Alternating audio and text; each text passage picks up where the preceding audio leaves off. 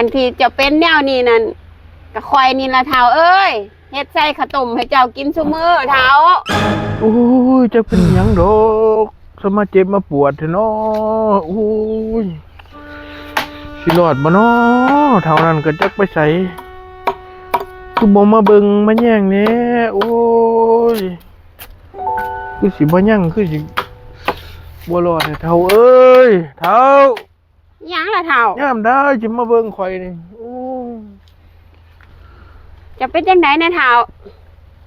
ก่อนข่อยสิเบิดนี่ข่อยมีเรื่องมาสารภาพกับเจ้า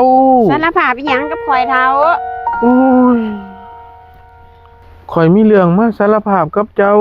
มีเรื่องอีหยังเท้าเจ้าบ่ต้องเว้าหลายดอกเจ้าเมื่อย ก่อนอื่นเจ้าก็เบิ่งลูกเบิ่งเต่าเฮาในเด้อเฮือนซ่านบ้านซอง เจ้าบ่ต้องห่วงดอกเท้า โอ้ยเรื่องสารภาพก็มีอยู่นั่นล่ะ สารภาพอีหยังละเท้าเจ้าอย่าบ่ต้องเว้าดูดอกเจ้าเมื่อยอยู่ให้เจ้าพักผ่อนซะ หม้อข้วยอิหยังเจ้าก็เบิ่งในเด้อให้หน้าสาโท ข่อยสิเบิ่งให้เจ้าเบิดซุสิ่งซุอย่างนั่นล่ะเจ้าบ่ต้องเป็นห่วงข่อยดอกข่อยมีหน้าที่ต้องดูแลอยู่แล้วละเท้าเจ้าเมื่อยแห้งเจ้าก็ต้องพักผ่อน สารภาพอยู่บ่ข่อยคือบ่อยากเว้าแท้ สารภาพอีหยังเท้าคันเจ้าบ่ทันอันนี้เจ้าก็สารภาพมาก็ได้หรือเจ้าสิบ่สารภาพก็แล้วแต่เจ้าละเท้า ข่อยได้ตอกมาแล้วเด้อแม่เซียว2แม่เซียวนั่นเมียนมาเรียบร้อยแล้ว ข่อยหูเบิดละเท้าข่อยก็สิมีแนวสารภาพคือกันล่ะ กับสาวห้องอาหารผู้สาวที่เคยคบกับข่อยข่อยก็ตอกมาเบิดแล้วล่ะ โอ้ผู้ใดข่อยก็ฟันมาเรียบ เท้าข่อยหูอยู่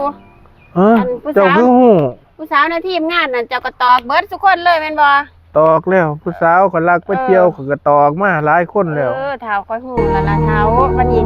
ข่อยก็สิสารภาพน้ำเจ้าเทื่อนึงเด้อสารภาพน้ำเจ้าเทื่อนึงเด้อเท้าเด้อ